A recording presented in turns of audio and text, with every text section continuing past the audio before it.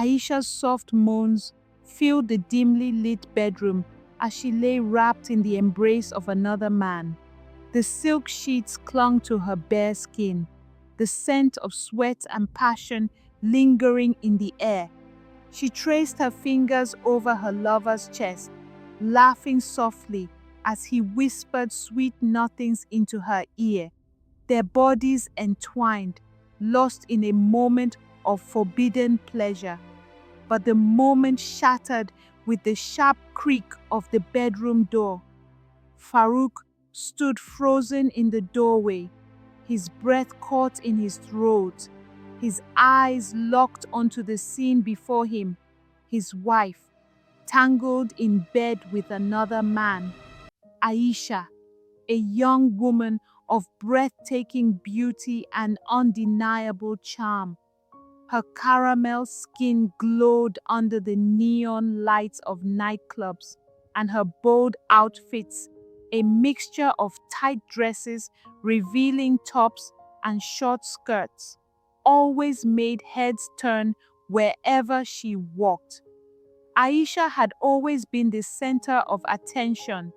Men admired her, women envied her, and her mother, Mama Bintu, worried for her.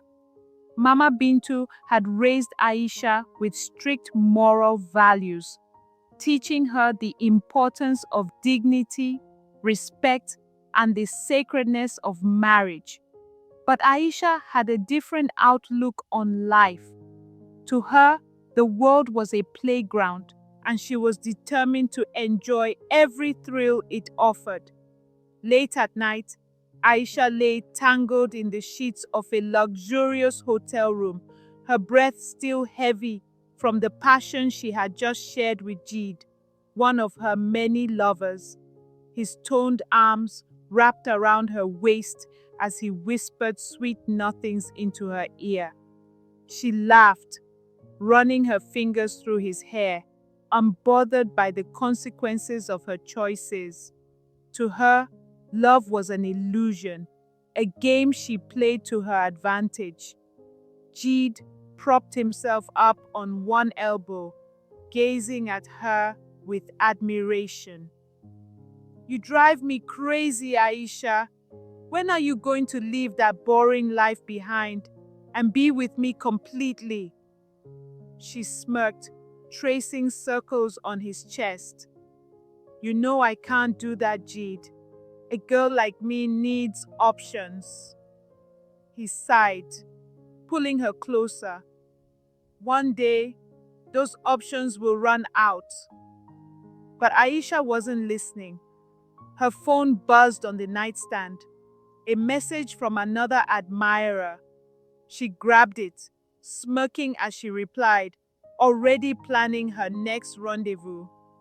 Mama Bintu often sat Aisha down in their modest apartment, warning her about the dangers of her reckless lifestyle. "My daughter," she would say, her face etched with concern, "this city is not kind to young women who live carelessly. One day, you will regret your choices." Aisha would roll her eyes, adjusting her makeup in front of the mirror. "Mama, please.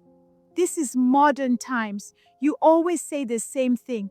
Let me enjoy my life." "But at what cost?" Mama Bintu's voice wavered.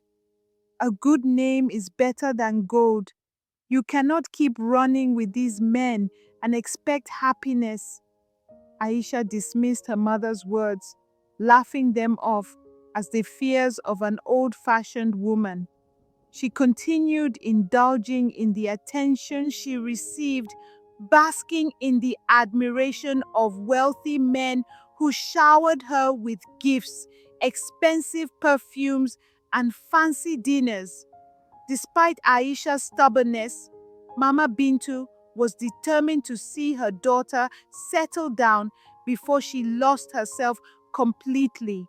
She arranged for Aisha to meet Farouk, a respectful and hard-working businessman who came from a reputable family. He was kind, patient, and willing to love Aisha despite her flaws. Reluctantly, Aisha agreed to the marriage, convinced by her mother's persistence and the allure of a stable life.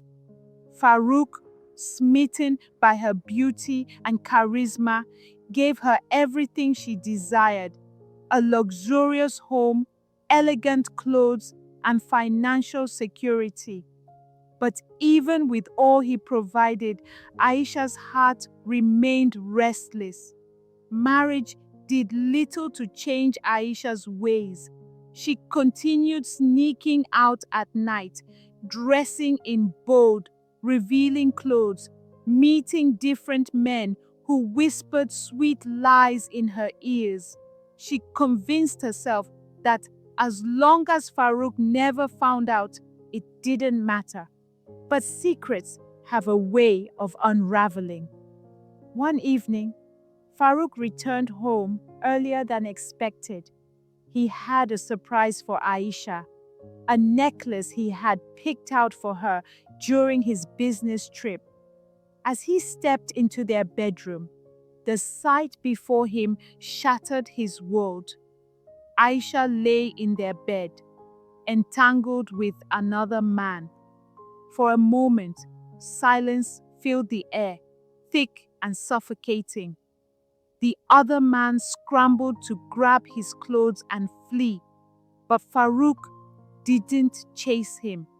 His gaze remained fixed on his wife, the woman he had loved, trusted, and given everything.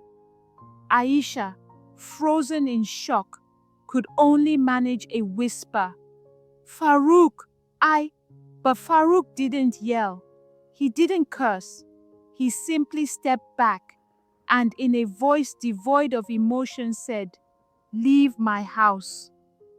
Aisha packed her bags in silence, her hands trembling. She had always thought she was in control, that her beauty and charm could get her out of any situation. But Farouk's quiet dismissal struck deeper than any slap or insult ever could.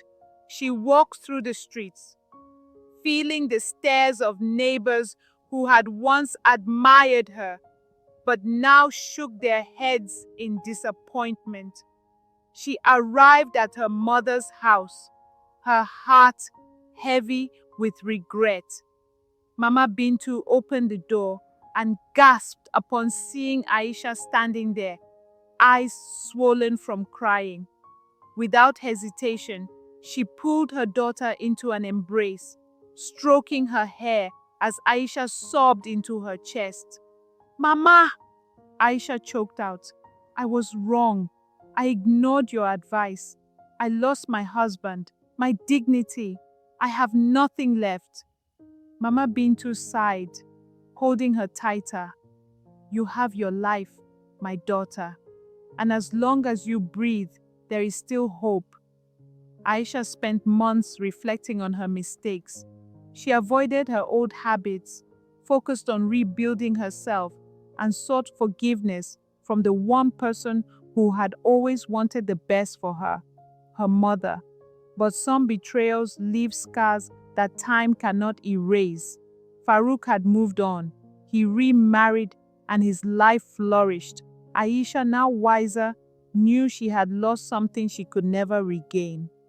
And though she had learned her lesson, the pain of her past would always remind her of the price of betrayal.